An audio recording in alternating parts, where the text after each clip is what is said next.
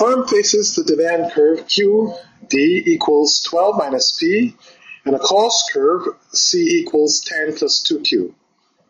From the table below, identify the price that maximizes revenue, and secondly, identify the price that maximizes profit.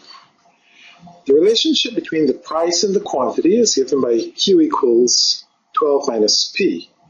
This can be rewritten as P equals 12 minus Q, so that we can determine the price by subtracting the value of Q from 12. In the first row, when Q equals 0, P is equal to 12 minus 0, it's 12. When Q is equal to 1, P is equal to 12 minus 1 equals 11. And you can continue down the column to see for the value of Q, we can determine the value of P. Another way of expressing this would be Q plus P equals 12. And you can just run down the column, and you can see that the sum of the quantity value and the price value will be 12 in each row. The revenue is determined by multiplying the price times the quantity, so column 1 times column 2 will give us the values in column 3. If you run down the column, that is the revenue column, you will see the highest possible number is 36, and that obtains at a price of 6 and a quantity of 6. So the price that maximizes revenue will be price, or P equals 6.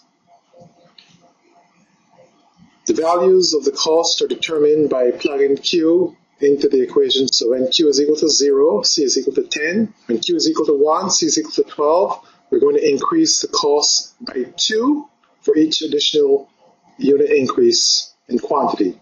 So we have 10, 12, 14, 16, 18, 20, 22, etc. So in order to determine the profit, we subtract the cost from the revenue, and we get the values for the profit. And you can do this simple calculation.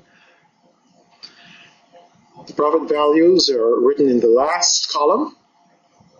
The highest profit occurs at a price of 7 and a quantity of 5. The revenue is 35, the cost is 20. So we see that we maximize revenue at a price of 6, but we maximize profit at a price of 7. The rest of the problem asks us to sketch the revenue and the marginal revenue curves on separate graphs, and then sketch the cost curve on the graph with the revenue curve. Let's start with the revenue curve. The revenue curve shows on the vertical axis the revenue in dollars against the quantity on the horizontal axis. Notice that as the quantity increases, the revenue increases until we get to Q equals 6, and the revenue is maximum at 36. Thereafter, the increased quantity will reduce the revenue until we reach the point where the revenue is 0 at Q equals 12. This will be an inverse U-shaped curve, as you might well expect, and the revenue is maximum at Q equals 6. Points or values for Q beyond 6 will no longer be relevant because a rational firm will not produce more output when the revenue to be determined from that output is declining. Because the cost of increasing production will always be increasing, then you will not operate in a region where the revenue is declining. So the second half of this revenue curve is not going to be relevant. And you can expect when you sketch a revenue function that we're just focused on the positively sloped portion of the revenue function up to the point where the slope of the revenue function is 0 while the revenue curve has attained a maximum.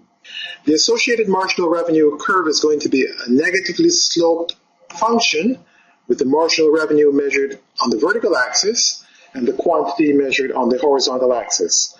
Notice that at Q equals 1, the marginal revenue is 11. Q equals 2, the marginal revenue is 9. And the marginal revenue will keep declining. For every unit increase in the output by 1, the marginal revenue is declining by 2. We would say that the marginal revenue function has a slope of negative 2.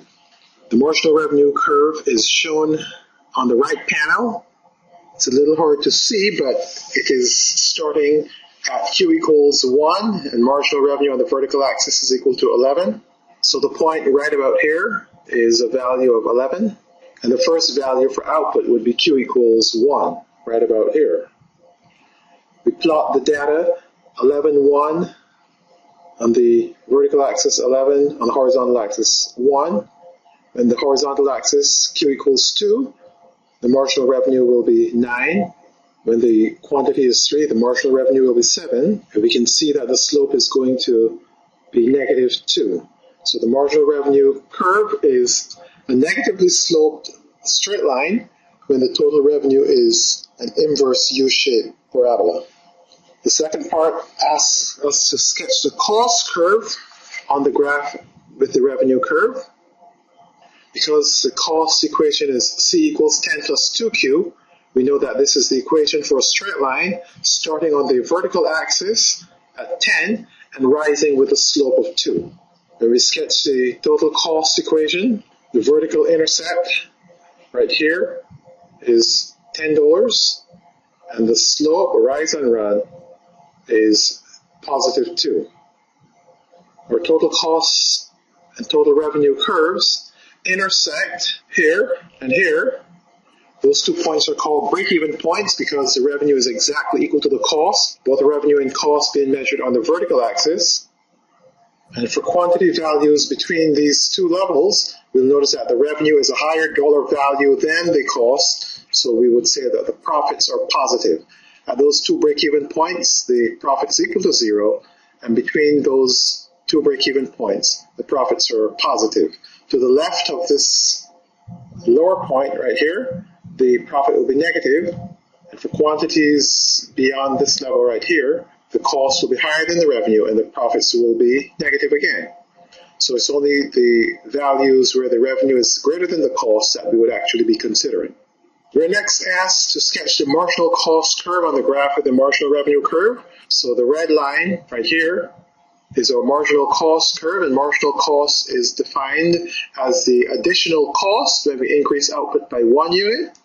We notice that the marginal cost is equal to 2, because what happens is that when the output increases by 1, the total cost increases by 2 for every increase in quantity of 1. The coefficient in the cost equation, and that is the marginal cost. The marginal cost equation then is a horizontal line at $2 for any quantity level, and we have sketched the marginal cost, marginal revenue, that intersect at a unique point right here, and we can determine the quantity for which the marginal revenue is equal to the marginal cost. Notice that the profit is maximum at a price of 7 and a quantity of 5.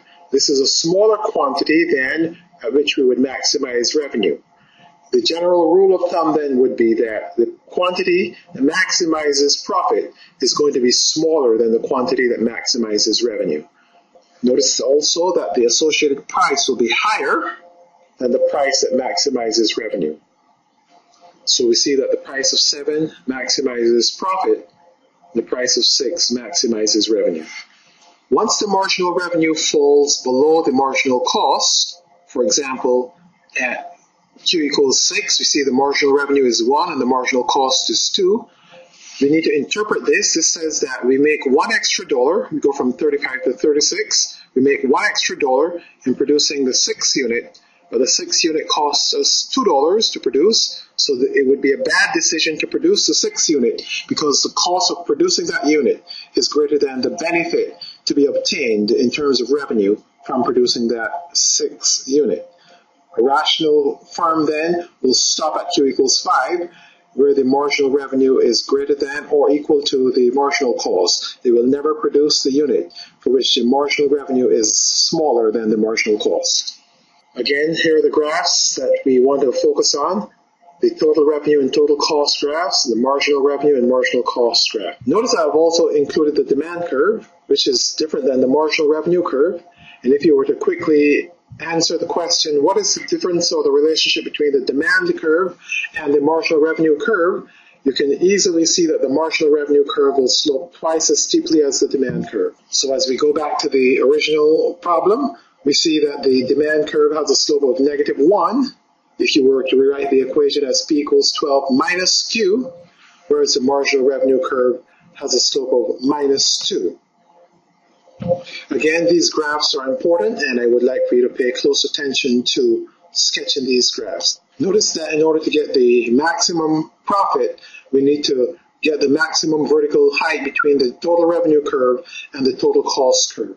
This will then be at some point to the left of the maximum revenue, so somewhere over here, where the slope, if you were to take a tangent chord against the revenue curve, at the same slope as the total cost equation. So the slope of the total cost equation is exactly the same as the slope of the total revenue equation. You will find the quantity therewith that maximizes the vertical height called the profit.